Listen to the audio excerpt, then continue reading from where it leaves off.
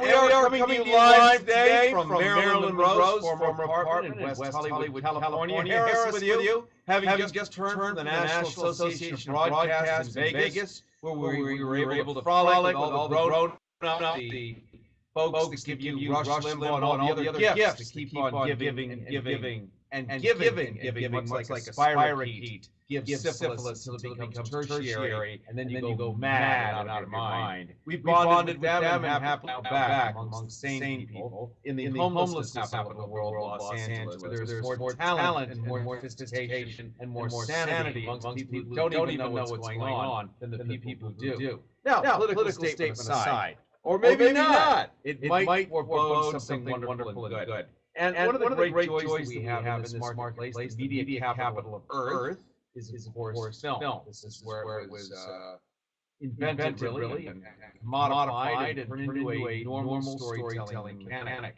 Many of the images and ways that we understand the world around us are brought to us through filmmaking. This is how we are able to tell the stories, much as Jonathan Swift, when he wrote Gulliver's Travels, was able to talk about the King of England and get away with it, using satire, metaphors. And film does the same thing. It acts as TV news, if TV news actually covered news, and not Kardashians, but actually covered news, we wouldn't have to also use these other entertaining utilities as a way to get important messages across. And there are a lot of people that do put forth the effort, the backbone, the muscle, the heavy lifting to make in creative ways to bring us these great stories, whether they're just pure entertainment or whether they have a more documentary feel. All of it is possible, especially with new media. So I want to introduce to you a woman by the name of Susan Johnston. She happens to be the founder and director of the New Media Film Festival. And their third annual version of that is going to be held this coming June 12th at the 13th at the Landmark here in Los Angeles. It's going to feature Jesus was a Commie, brought by Emmy and Golden Globe nominee Matthew Modine. Jesus was a commie, by the way. We're not just saying that because it's fun. It makes your eyebrows go up and down and up and down and up and down. He was a commie. The festival is dedicated to honoring stories worth telling, movies that are innovative, imaginative, and inspirational. Think about the website, although you can see that URL on your screen right now. It is newmediafilmfestival.com. One word, newmediafilmfestival.com. And Susan, thank you for being on the show with us today. Thank you so much for having me. You're awesome. Well, you're awesome, and that's why you are here.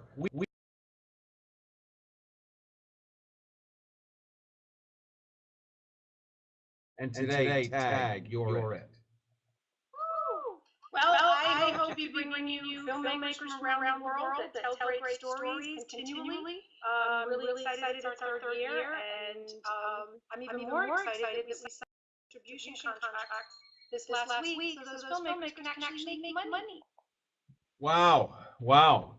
A very unusual idea of an artist actually being compensated for his art. This is new, unusual, and exciting because through your dynamic film festival, through the relationships that you create and through the networking that you provide, that means that if you actually are telling good stories, you can make a living. This isn't necessarily how Hollywood works for the rest of the people.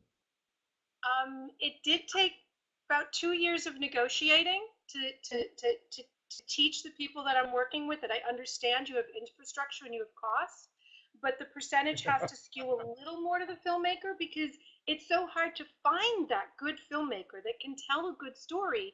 And if you really like it because you've distributed it, don't you want more? And that's kind of how I sold them. It's now let's talk a little bit. Okay. Well, it is exhausting, but it's the right kind of workout because you walk away with happy friends. There's the disappointed friends, right? Now let's talk a little bit about what.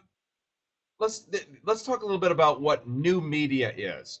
Imagine Mildred in Ohio right now, sitting in her lazy boy, wig hanging over one eye, lipstick all over the place, a box of Domino's pizza with dried coagulated cheese slices in the side of her lazy boy recliner. In the little foot portion of the lazy boy are rubber nubbins that come up and massage the bottom of her swollen feet. In her left hand is a box of rum-filled bonbons with melted chocolate kind of glued into her fingers because she passed out earlier with a smashed can of Schlitz on her right knee above her varicose veins. She says, "New media? What does that mean?" And I'd go, "Mildred, do you remember when we had like 45s, the record, and then they became a cassette, and then they became a CD? That's what new media is. It's a way to make moving images a different way." And so when I would talk to you, I would say, "What format are you shooting on? What window are you what window are you showing it in?"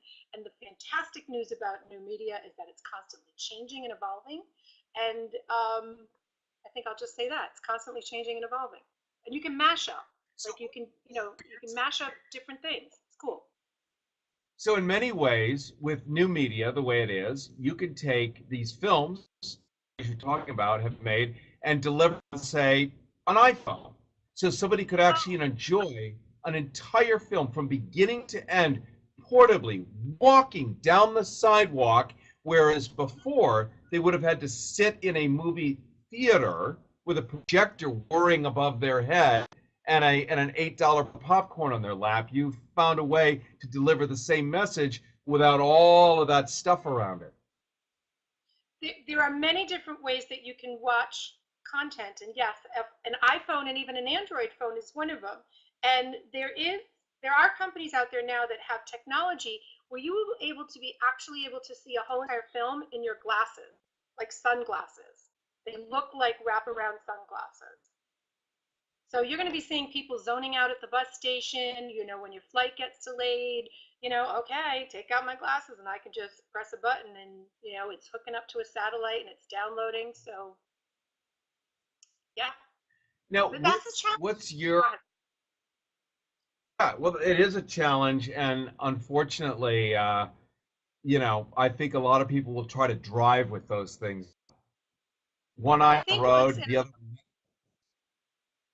I think what I was trying to say is that the challenge is because new media is so accessible financially. I mean, you literally can take your cell phone and make a movie on it. You can make a 30-second to 1-minute piece of content that has a beginning, middle, and end, takes you on a journey and, spits you out kind of, learning something, wanting more. And, but that's the challenge is now I call it moving content. We can call it films. Films are, there's an abundance of them. The market is oversaturated. So it's one, how do you find those gems? And then two, how do you have those gems make money? I've noticed, obviously recently that they're taking A-list celebrities, producers and directors and giving them channels online, to produce web series and stuff like that. And I do think that's fantastic. But so now, what happened to all of those brilliant artists all over the world that have a voice? And so we accept all ages, all media, all cultures. So whether you're an A-list or this is your first film, student or non, we look at you, and it's pretty exciting. What we do is, if you submit to us, we consider you for screening, competition, up to 45,000 in prizes across online, satellite festival, and the major festival. Los Angeles is 25,000 itself, and distribution. So we figure, we're really looking at you. If we can't screen you for some reason, but you've done really good at what you've done, then we'll find a home for you so someone else can purchase it and buy it and enjoy it. Because you didn't make it to have it sit on a shelf, I hope not. No, exactly. And it's funny, what you're saying is precisely what people want to hear, and that you're delivering it on top is really amazing. I have to say, having talked to many different people at many different film festivals, a lot of them don't have anywhere near your energy level, your perspicacity, your understanding of the artistic process, plus the the business side of the show. You get all of it, and you are out there doing the good fight and bringing to LA movies from Vietnam, movies from other countries, movies from first-time filmmakers, and others, compelling stories that we wouldn't otherwise get to see. Thank you. I appreciate that. The other thing that's fun, and for some reason we don't really talk about it much, because I put it in, in print in the local newspapers, but we're very community oriented. So every year, even if it's the Satellite Festival or the main festival, we have a free International Art Gallery, a free Art on Wall exhibit, a free Pop Chips networking lounge. You get some chips and you get to sit and network, and then a free new media marketing table, place one, take one. And so that means you can come down with your flyers, your business cards, your postcards, put them there, and people love that table.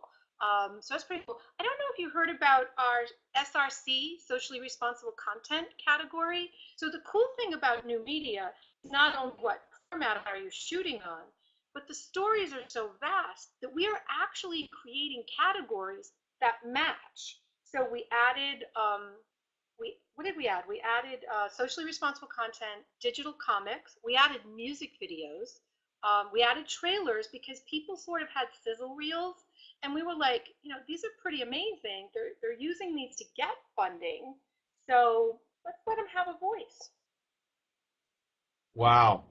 I can totally see, like, there's a company in LA that you know very well called Trailer Park, and they, do things like that, and soundtracks, voiceovers, make trailers even. And there's also a show, an intermittent show that runs as sort of a long interstitial on, and I forget what network is it. It's not Turner, but it's called Trailer Park.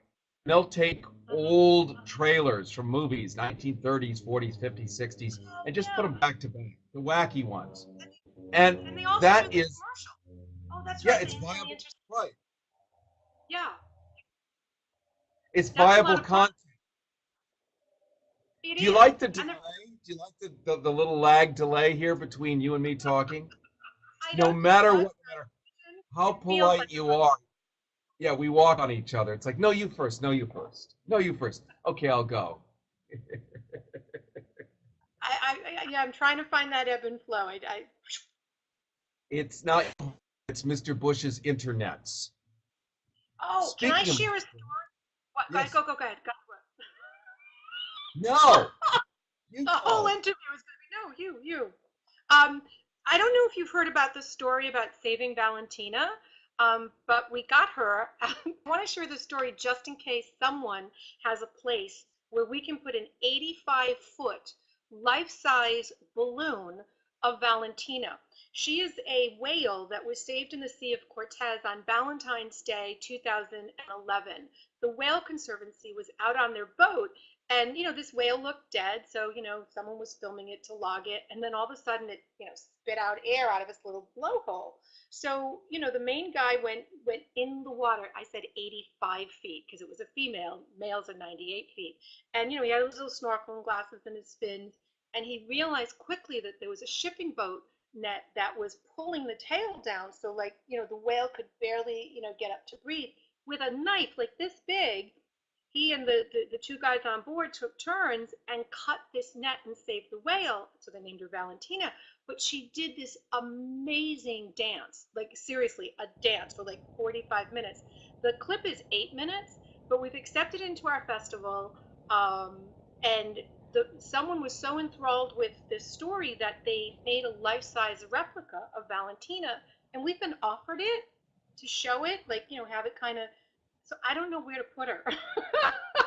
So if anybody has any, maybe Santa Monica Beach, you have connections, let's put out Saving Valentina out for people to go enjoy and realize, don't put your nets in the ocean or your plastic bottles, right? I love the fact, Susan Johnston of the New Media Film Festival, I love the fact that you have a social consciousness, because one of the things that we examine when we do our regular FM radio and then we do our online stuff and then we do a combination of both is typically over the age of 50, they're listening to the radio. They use the internet, they use email, they might even have an iPad, but radio is really to break through car windshields and get inside of that little cabin while they're moving along. 50 crowd for us watches the radio, watches it. And what you're saying is exactly true. It's all content. And Billy Foster, whom you know, who is our wonderful living, breathing geek in Phoenix, who you spoke to earlier, that's his whole thing. There's no such thing as radio. There's no such thing as TV or film. Now, in the digital age, it's just content. And you're talking about that. I think that's really important because the old system is this bifurcated system. You have the TV people, and then you have the radio people, and then you have the internet people. But the internet people are kicking ass. The TV people are freaking out. The radio people died 5 years ago. Well, there is going to be a merging of web series and TV. I personally feel that web series are the new wave of TV people, and so there's just kind of a bridge, and I'm trying to merge that bridge. But it does boil down to what's your production value, what's your story. But there's a lot of good web series out there that will end up, you know, right now you can choose where you show. I mean, I can show your show on my phone, on an iPad, on the wall, on a TV screen, you know, next to my internet, next to a TV show, next to a film. Sorry, I'm looking at this imaginary wall. So yeah, I mean, all the possibilities are there, but I think you're absolutely right. In the 70s, 80s, and I believe even part of the 90s, if you were an actor in film, you did not act on TV. And if you were in TV, you weren't in a music video, or vice versa. There aren't, it's almost like the Berlin, I mean, I don't socially want to compare this to the Berlin Wall, but it, you know, as just sort of an image, it's like that Berlin Wall coming down. There is no more border. And I think that's pretty great. You know?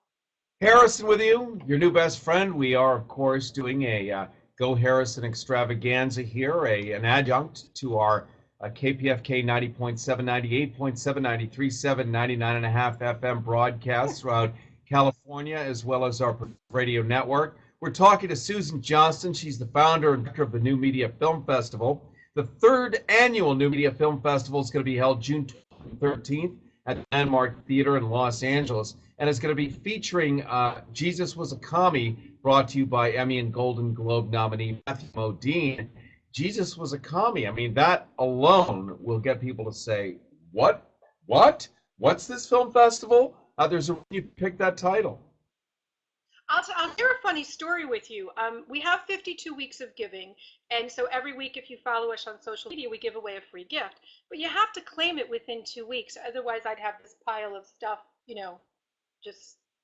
So it was a friend of mine's 50th birthday, and, you know, he's a progressive, and I was just, oh, this is the perfect T-shirt, because that person didn't claim it.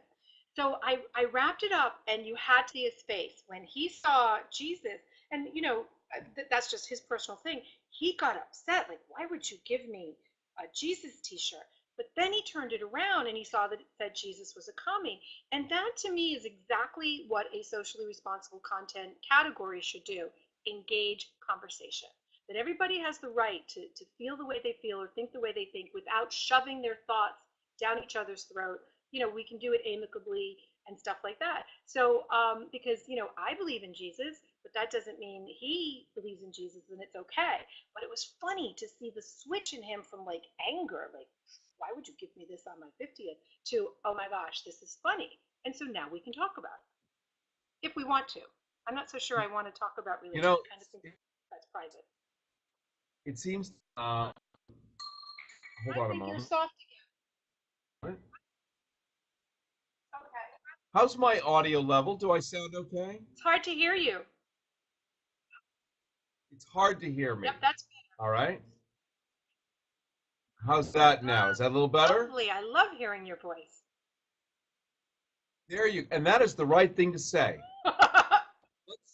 Let's celebrate you here for just a second, because one of the side effects of what you do, whether you thought about it this way or not, is you're educating people. We cannot rely on the overarching school system. We can't rely on vouchers. We can't rely on anything except those of us who are kind of willing to inform people through storytelling. And that really always works when times are hard, particularly is finding creative ways to get important information out to people.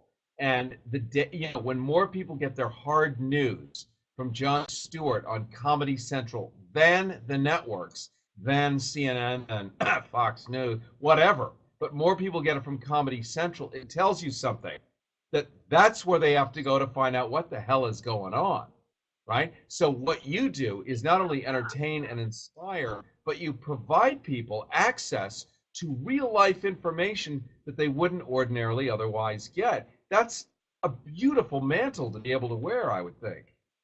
Well, thank you. I really appreciate that. I mean, one of my proudest moments was when my artistic director, who's in his 70s and he has a PhD in film studies, he taught at Babson College, and he also, consults for a lot of films around the world and festivals. And he actually said, and this was the first year, and I've, consistently followed the pattern. He said, and I had 3 days then in the first year. He said, Susan, he said, your program is so unique and so varied that there is not the same theme twice. And I went, wow. You could literally sit there from Friday at 5 till Sunday at 6 and not see the same theme or story. That's a lot of that's just a lot of journeys, So, and there was, we got really good, like Badlit said great things about us. We would tout it as, what is it, Sundance for the Facebook crowd, Biculture Rehab up in San Fran. And it was just like, this is really cool when people you don't know say, yay, keep doing it. Because it's, and you feel bad, people submit. I've had Oscar nominees submit and I can't accept their content and they kind of look at me funny and I go, I have a mandate, I have to follow it. There are projects like, it looks like I'm going to get a Matthew McConaughey Black Widow's music video, but because I helped cast it and the director threw me in this tiny little scene that you see, I can't have it in competition. But it is a great music video. So it's like, yeah, I'll play it, but you can't be in competition. So how interesting. I want to just offer you another little lofty encomium here. Unlike the rest of a box of chocolates. I'll take it. Unlike the rest of much of Hollywood or corporate America at large, you actually give a shit about ethics and morals. You actually care about the fact that there might be a conflict of interest, and therefore your first choice is, even though it might be self-serving and fun to do this, you're not going to do it because it's the wrong thing to do, quite honestly. And you support that kind of thinking. This sticks out in 2012, by the way. It really does. It reminds us of right, wrong, and to what degree, something that we never have in our conversations anymore. Well, I really appreciate you saying that. I'll share another story with you, is that there's a short by Brian Connors who directed it, but it's Ed Asner, multiple award-winning actor, and then Mark Rydell, Oscar. What? Yeah, we had them on a couple of weeks ago. Oh, for an hour to talk about Good Men. Okay. Well, I'll tell you what's funny about that story is that there was a cafe in West Hollywood, and I was standing on the deck calling my friend saying, hey, do you want me to get a table inside or outside? And I see this man that looks familiar, like an old friend. And I went, oh, that's Mark. And so I went, Mark, like an old friend. And he was so joyful, and he came up and he talked to me. And I go, no. And it was really funny because, yeah, I could have lied to him and said, yeah, he knew me, but he didn't. I said, no, I said, you don't know me. I said, but I just screened Good Men. I said, and I felt like I knew you. I felt like I was in that living room. And it was at that moment that I went, wow, if they can be that authentic, that I felt I was there with them, I'm giving them an actor award. And I gave them both an actor award. And I announced it because I didn't want people to think that I created it that night. And so I wanted to be upfront about it because I don't have an actor award. And and the director said to me, he goes, it's really nice that you gave both of them an award. And I go, what do you mean? It's just two people in a short. He goes, you have no idea. There'll be two people on Broadway in a play, and only one gets the award. And I go, well, that's crazy because it's energy. It's feeding off of each other. It's one's helping. Oh my gosh, it's teamwork. Hello, what a concept. So I'm really excited about that because I wish you were there with me going, it was like he was an old friend, and I'm like, wow, that's good acting. Yeah, they are truly nice people, and you also get, through your film festival and through how you've set it up, you get to become friends with a lot of these people, where in other situations you wouldn't. When it's a film festival, you actually can have a real conversation, and I love, as you do, exploring when an actor is really good, and Mark Rydell having directed Golden Pond, and he's in Good Men, and all these other guys. What do you see going on in the world through your eyes, through somebody who's spent his whole life appreciating, understanding, and looking through other people's eyes? What do you see going on today? They are the alchemy. They are the touchstone to reality that we're all missing. We can't look to, I don't even know who's on the nightly news anymore, but we can't look to them to explain to us, explain Lucy, how stuff really works. But you can look to one of these old guard actors who've seen the McCarthy era, who've seen all this, and can tell you, relative to where you're standing, what it looks like and where it may be going. This is great stuff. I really appreciate you saying that, because I get in a little trouble, and not from my advisory board, but from, sort of people outside in the perimeter that, wow, on Tuesday night you're giving Ray Bradbury a Legend Award, and then on your Wednesday night closing night, I have the directorial debut of Good Men, and then you're giving this actor award, and these people are over 50 and they're over 60, and I'll just stop there. And it's like, yeah, so you can be talented at any age. You can be an old soul at 4 and knock it out of the ballpark. And so, I mean, I actually had one friend say to me, there is new in your title. And I said, what does that mean? And he goes, you need some young actors up there. And I said, well, I didn't even think of age.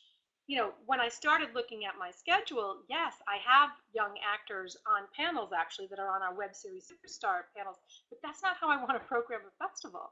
I want to program something because it needs to be seen and shared. I mean, that to me is sort of, that's the ticket for Willy Wonka's Chocolate Factory, right?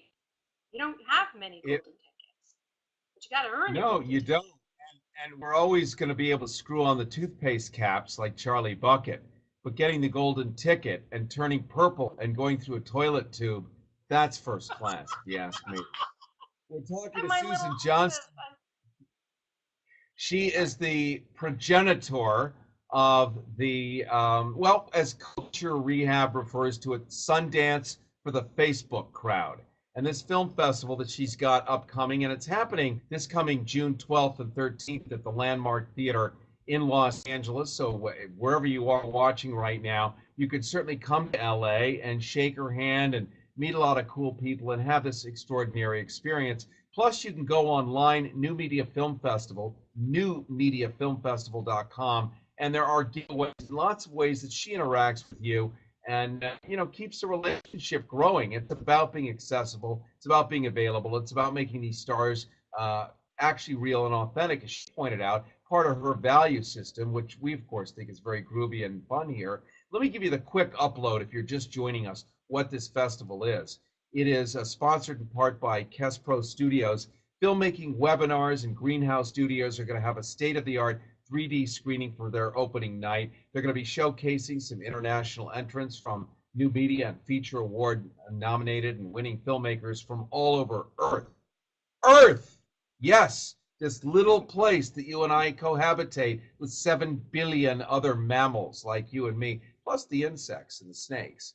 The New Media Film Festival is dedicated to the creation, the development, the distribution of new media content in all forms across all different platforms. And New Media Film Festival is bringing together the CEOs, the artists, the media, the technology professionals, all along with you, in concert with an intimate environment where we can experience massage with release and great cinema through stories worth telling. The massage will be in a separate tent outside. Susan doesn't know about it, but I'm erecting it, as it were, just there for those of us who moved.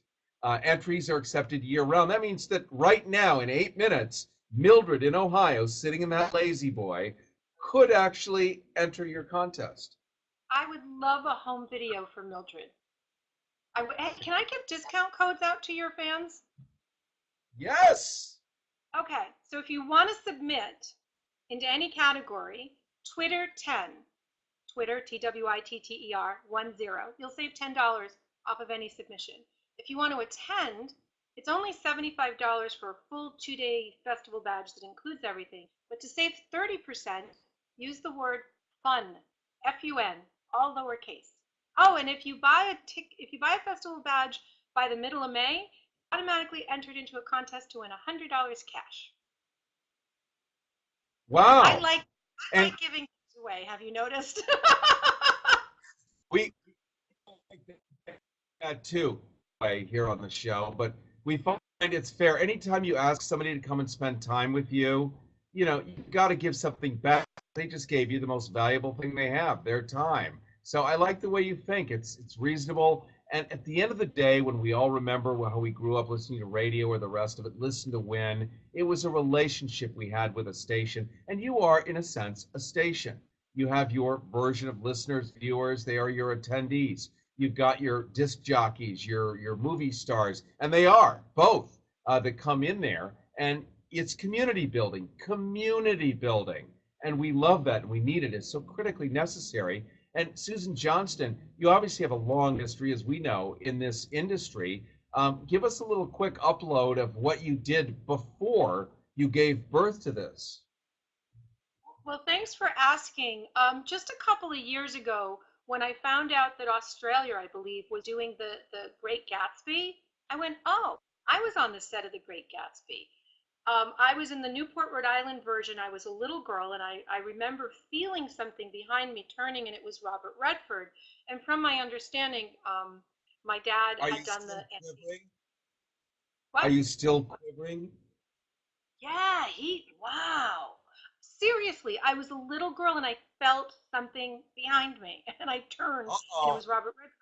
But it was that sort of luncheon meeting with this lovely gal from Australia that I went, wow, I've been in the business a long time. I had no idea. You know, my dad started out as, you know, jack of all trades, obviously antique cars, and then he was an artist, and then he was a talent rep, and then he became an executive producer of hit TV shows, and he's retired, and God love him. I learned so much of what to do and not to do just being underneath him. And I was also part of that old system that, you know, was extremely powerful and competitive. And so, you know, I just, on my own back east, I was an actress thinking that I was, you know, at the top of my game, because every major film that came in town, I'd get like an under 5 or a featured or something. And at the same time, I was balancing the Providence Film Commission and the Rhode Island Film Office, because the two guys didn't talk to each other, so I was the bridge between the two, and it was a lot of fun. And then with about, you know, a whole committee of people over 5 years, we built the infrastructure that they're still using today. And it was that. It was, you know, my dad violated every child labor law, and I am glad, because he dragged me to work with him everywhere he went. At 13 years old. Wait a minute. La la la la la. Okay. All right, but I mean, I was doing a light show for a band, you know, at 13 years old in a club. I mean, I wasn't drinking. You know, he was a big bear of a guy. I mean, no one was gonna mess. But I mean, wow, the amazing experiences. He had me playing tambourine in Slim Pickens' band when he came to town. I mean, crazy stuff. Slim Pickens? Yeah. Am I thinking? No, I was thinking of When I'm Calling You. That was a different one. I can't even remember. So when I came out here as an actress, I came out here during the actors' strike, and being a staunch union gal, at the time that I arrived, I was like, oh. So I called everybody and said, what can I do? And then my friend hooked me up with a casting agent. Oh, David, my artistic director. And then literally, you know, that was the day of the pagers and the cell phone and the landline. And I said to her, I said, listen, 24/7, call me. You can't get me on the pager, call me on my cell, call me on my home. Midnight that night, she called me and she said, do you want to be a white trash wife in Kid Rock's music video? And I said, sure. She said, what time? She said, 6 in the morning. I said, I'll be there. And that was American Badass. So that was my first juncture into sort of, because after that day, she kept having me help her cast. And so that's how I started casting, and then I produced, and, you know, then it was a mix of all of them. You know, I love the fact. Go ahead. I love the fact, Susan Johnston, that you have this incredible energy, because that's half the battle, is passion. Passion in life always wins. People get excited by the fact that you have this kind of passion, and they know that you are, in fact, the magic carpet that's going to deliver them to where they're trying to go. And not everybody is able to be the kind of vehicle that you are that can creatively put together the kind of mechanism that a film festival is. Hard work. This is not like throwing a cocktail party for 6 people. This is serious heavy lifting. And you're running it every single day, 365 days a year. And I'll give you a quick Robert Redford story. I met him when I was in my early 20s because my aunt worked for him or with him. She produced Ordinary People and River Runs Through It. And so I had lunch in Manhattan with my girlfriend at the time. I don't do girls anymore. Don't tell anybody. I love them, but I love looking at them. But here was the deal. I was so hammered, and he was so gracious and nice. But I was like just drooling because it was free booze at a restaurant, and I'm 23. So I think my experience might have been similar to yours. Is I don't remember much of it, but it was Robert Redford. Yeah, stunning. I mean, for me to remember as a little girl, that's just one stunning man. I've never met him again since, but I do hope to. I've met him a couple of times at Sundance because we go live there every year using a special kind of technology that we have. And I'd love to talk to you further about it because it's allowed us to go live from Beijing. The Swiss Alps went live from NAB last week twice. Some other cool stuff that probably would be really fun and frisky for your festival to be able to just suddenly go live in really cool ways using traditional mainstream media, terrestrial broadcasting simultaneously. But we were live with Redford just a couple of months ago talking about his sort of plan for the future. And I have to tell you, he's on more or less the same page. I think you're ahead, frankly. He's still trying to keep the old system alive because that's his generation and that's his vision. You get that the new system is zeros and ones, zeros and ones, zeros and ones, and that's it, like it or not. I think he's been in the business long enough that you're like Gumby. You can bend forward, backwards, your legs up over your head, but at some point, if you don't bend, or if you bend too much, you break. So it's that balance. It's that balance of what do you want to see in the world? How do you want it to happen? And what part of everything behind you is really going to be utilized as you move forward? And it's hard. It means you have to shed you have to lose all that you knew that got you here. So, my heart goes out to people. I mean, look at the difference between reality shows. I know that there are scripted reality shows and they're a little more like TV, but where are the sitcoms? I love sitcoms. Where are they? So, 3-camera broadcast. They're expensive, and we don't like that. There are ways to capture content now that would not have it that expensive.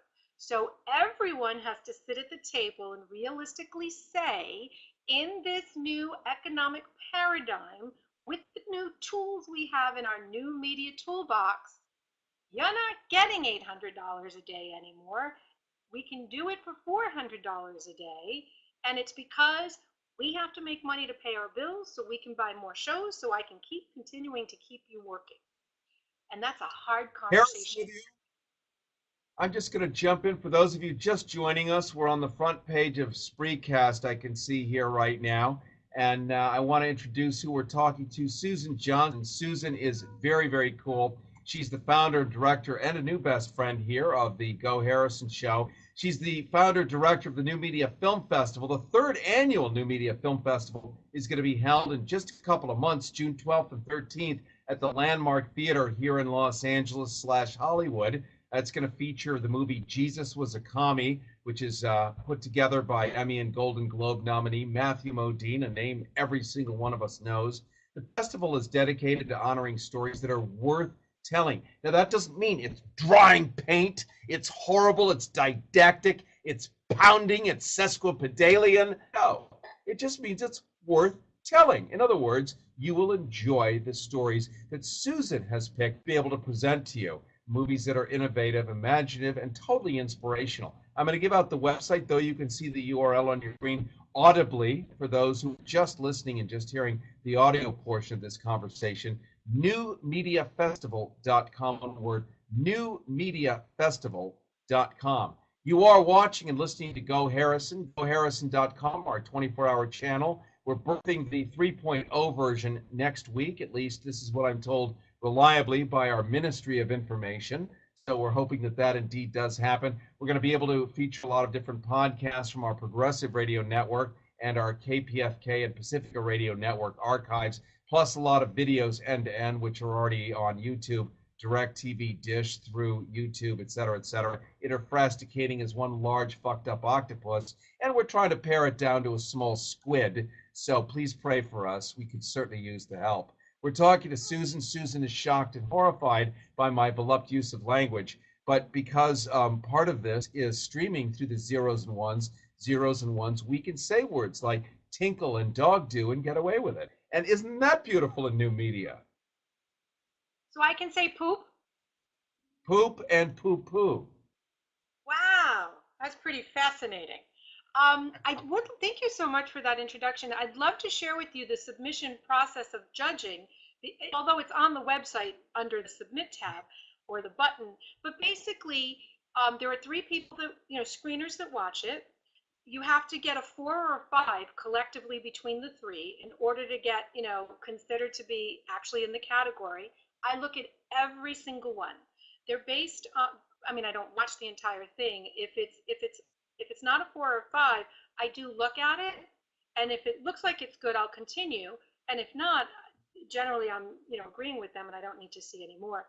But then once you get into the actual categories on your screen, then we have judges from Pixar, Industrial Light and Magic, and the Caucus. And then we take the top 3 of the point system and of that category and send them to the judges. And then the judges make a decision. But what's really cool is we have a committee. I'm on that. David Kleidermeyer, assistant director, is on that. And then every year we pick someone else, so it's a mix. Because David and I, we have to have different people loving different things, and we have to have intelligent conversations about why this one or not that one. And so we have 3 people that make the final decision. So if 2 of us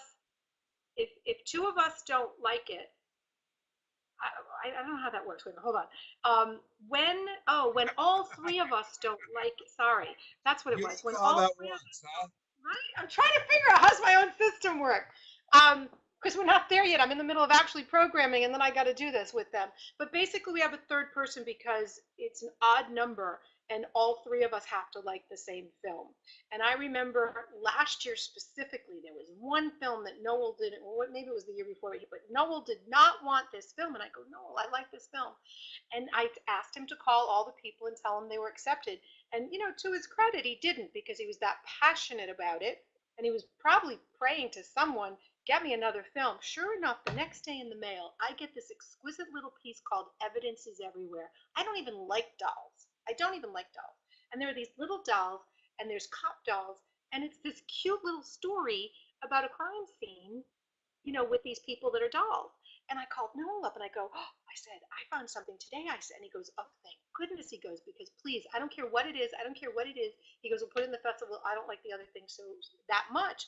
And I was like, wow, he's pretty passionate about that. Come to find out, he knew that director. So he was like, oh, yay. But it was the cutest little thing on the planet. So I acquiesced. Had I not gotten that overrode the one that he didn't want, I would be like, no. We're enjoying right now the end of a Hollywood confabulation with the great Susan Johnston. Susan, I have just met, obviously, in the last 40 minutes, and she is bringing some enlightenment, some bounciness, and some fun to the notion of old-fashioned storytelling, piercing the cloud of mainstream entertainment, going from what used to be an appliance sitting on a shelf that weighed 400 pounds called a television set that had to be tethered to either a satellite dish or the Time Warner Corporation, which would then deliver through cables, and you had to sit on a couch with a remote control to watch a movie that's coming up in 4. Everyone ready? 3, 2, 1, appointment viewing. And all of this stuff, and found a way to take the same product the reason you're sitting on that couch in front of a 400-pound appliance, and make it not only available in a movie theater, which is great so that you can have that kind of community, but also available on smartphones and iPads and computer screens and all over the place. Ubiquitous delivery and awards for people that are telling the important stories, stories that you might not ordinarily have a chance to see. Certainly if you're watching a commercial network, they're not going to show the kinds of movies, films, shorts, and trailers, and even commercials that she might want to feature, that she thinks are pithy, punchy, profound. And can you quadruply alliterate for me, honey? I ran out of P's. P's: passionate, profound, powerful. Punctilious. I like punctilious. They're not perfect. Perfect is not a word that's appropriate here. But I don't have any other P words except petunia. Well, that's we all have. Bravo. Well, so we've got about a month. I came in fuzzy? Now you. Thank you. I do that. I shapeshift a lot on camera, but we just get used to it. You'll never know what animal I was a minute ago. So well, we've got a month and a half. Oh, do we have a home for Valentina, the 85-foot balloon whale? No? We haven't discovered that yet. I'd like to reach out to Hilsman Wright. If you don't know him, you need to.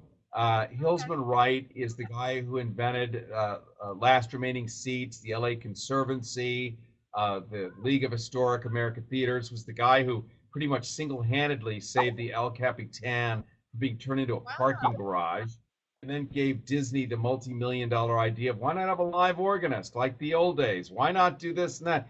He is such a genius. He knows where all the bodies are buried because he buried them himself, probably.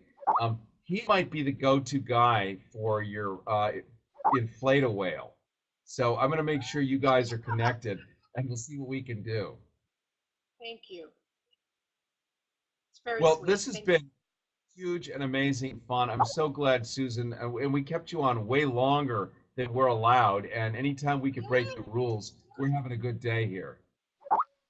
Wait a minute, watch this, okay? I'm looking at a gift I got for Christmas, and it says, if you obey all the rules, you miss all the fun. Katharine Hepburn. Isn't that great? And she knew a thing or two about having fun. Oh, yes, she did. Good old Yankee girl. I'm a Yankee girl. I know. She was amazing. And the real deal, this was not some kind of affected accent. That was real. That was a legit Connecticut accent when you lived that close to the salt water. It's true. In a big house. And our, yeah, money. I've never met her, but she is definitely a Yankee gal. Like, you know, just you can tell by who she is, and that's a good solid girl. Yeah. Lady. Well, Susan, I want to be in touch with you after we hang this thing up. Maybe tomorrow we could say hi quickly. And I made it funny. Sorry. And cross-pollinate some stuff, and we certainly would love to promote your film festival. I speak we as sort of the royal we, but we're wildly jazzed about just your personality and your passion and your outlook and your vision and all that stuff. So we'd love to support it, help out any way we can, and you know, the elevator goes up from here. Can I just let people know that on our homepage, you press festival schedule and you just scroll down and you'll see the programming that we have so far. And for Los Angeles, anything submitted through May 1st will be considered. So I'd say by May 5th or May 7th, we should be locked in programming. So it'll be fun to watch what we add on and what we're doing. Oh, I said doing. That's Rhode Island. What we're doing. Let's hope that Mildred gets off her large curd cottage cheese buttocks and puts in that entry fast. Can you imagine? She's her own reality show. She is. I think her lazy recliner chair vibrates, don't you? It does. And get this, Susan. she still is wearing the original pink quilted house coat. Wow. That was before terry cloth.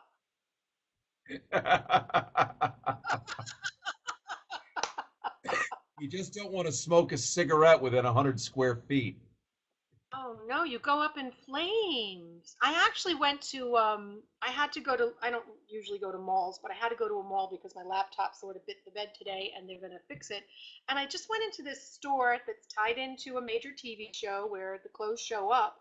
And I was just walking around going, I mean, they were beautiful designs, but the fabric they're choosing, I looked at it and went, do not light a cigarette near this fabric. You are going to go poof up in flames. It looks scary. It looks scary. That's all I'm saying. I hope they put flame retardant on it. I love it. Harrison, with you, I want to thank you so much, Susan Johnston. New Media Film Festival coming up the third annual New Media Film Festival. It'll be June 12th and 13th at the Landmark Theater here in Los Angeles, Hollywood, California. You can come and join. You can meet Susan. You can see the stars. The tickets are, as she pointed out, $75 plus. If you put in all the different codes and fun in lowercase letters, you get really profound and deep discounts. So it ends up being next to nothing for a night of fun, frolic, mayhem, and merriment. All worth it. The website, newmediafestival.com, newmediafestival.com. Nope. New Media Film Festival. newmediafilmfestival.com. No, thank you for that correction. newmediafilmfestival.com. And if you click, something magic will happen. Am I right? If they click, something magic happens, their personal life, their dating experience, etc. They find the person they've always wanted to fall in love with. If they go to your website as part of the alchemical mystery of it all. If they believe, it will happen. It's the secret. I love it. Well, thank you. We'll be in touch with you soon enough. I'm going to reach out to you because we have much good to do together. And thank you, Susan Johnston. Thank you for putting this on. Thank you for giving a showcase for so many artists around the world who unfortunately don't have the voice that they deserve when they have nourishing and amazing projects. You found a way to be able to make that available to all of us who actually want just a little more than the Shaws of Sunset Strip or whatever that's called. Well, thank you. I really appreciate your time, your support, and your love. Thank you. And healthcare for all. Healthcare for all, even the space beings. Yeah, and I'm watching it right now on MSNBC from the planet Kolob, Mr. Romney.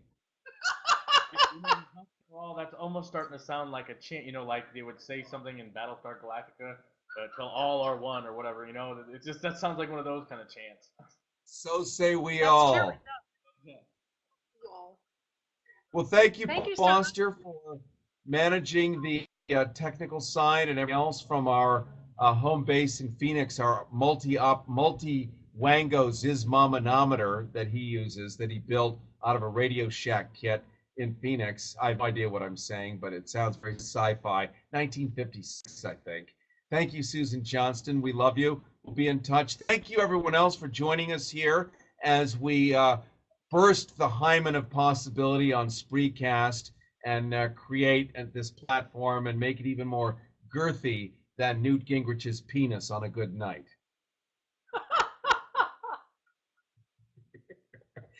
And I'm just going to leave everyone. Did I? And I said Newt Gingrich in the same sentence. Talk about colliding ideas. Wrong on so many levels. Thank you. All right, bye, you guys. Be well, and we'll talk to you later. Bye. Thank you. Bye. Thanks for helping us test this out, too. Thank you. Now, do you press that button, or do I press?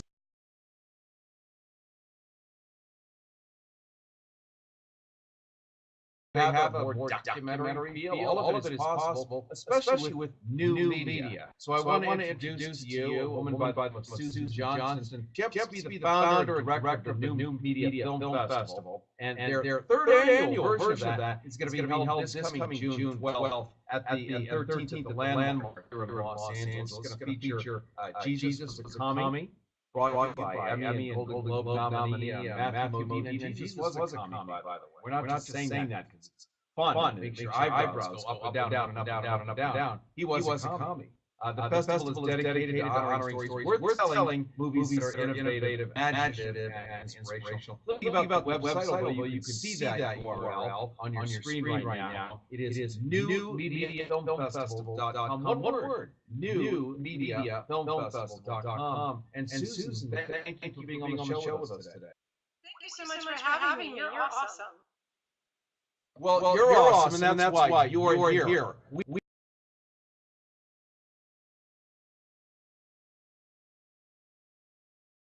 And today, tag, you're it.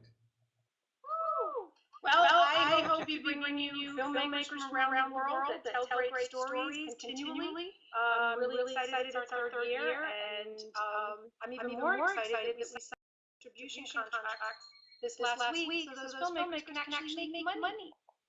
Wow. A very unusual idea of an artist actually being compensated for his art. This is new, unusual, and exciting because through your dynamic film festival, through the relationships that you create and through the networking that you provide, that means that if you actually are telling good stories, you can make a living. This isn't necessarily how Hollywood works for the rest of the people. It did take about 2 years of negotiating to teach the people that I'm working with that I understand you have infrastructure and you have costs, but the percentage has to skew a little more to the filmmaker because it's so hard to find that good filmmaker that can tell a good story. And if you really like it because you've distributed it, don't you want more? And that's kind of how I sold them. It's now let's talk a little bit. Okay. Well, it is exhausting, but it's the right kind of workout because you walk away with happy friends. There's the disappointed friends, right? Now let's talk a little bit about let's talk a little bit about what new media is. Imagine Mildred in Ohio right now, sitting in her lazy boy, wig hanging over one eye, lipstick all over the place, a box of Domino's pizza with dried coagulated cheese slices in the side of her lazy boy recliner. In the little foot portion of the lazy boy are rubber nubbins that come up and massage the bottom of her swollen feet. In her left hand is a box of rum-filled bonbons with melted chocolate kind of glued into her fingers because she passed out earlier with a smashed can of Schlitz on her right knee above her varicose veins. She says, new media? What does that mean? And I'd go, Mildred, do you remember when we had like 45s, the record, and then they became a cassette, and then they became a CD? That's what new media is. It's a way to make moving images a different way. And so when I would talk to you, I would say, what format are you shooting on? What window are you what window are you showing it in? And the fantastic news about new media is that it's constantly changing and evolving. And I think I'll just say that. It's constantly changing and evolving.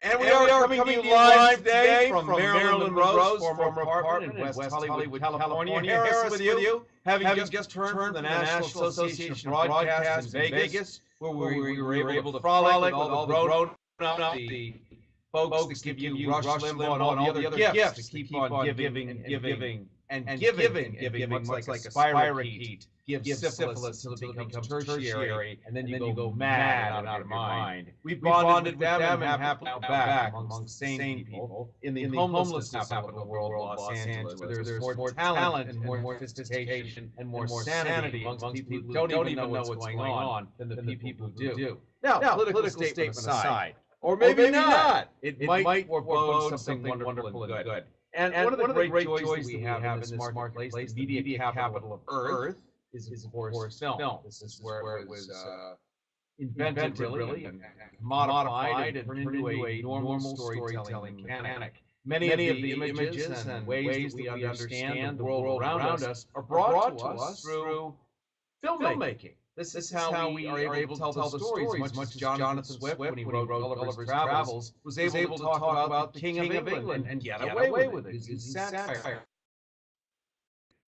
metaphors. And film does the same thing. It acts as TV news, if TV news actually covered news, and not Kardashians, but actually covered news. You wouldn't have to also use these other entertaining utilities as a way to get important messages across. And there are a lot of people that do put forth the effort, the backbone, the muscle, the heavy lifting to make in creative ways to bring us these great stories, whether they're just pure entertainment or whether they there's an abundance of them. The market is oversaturated.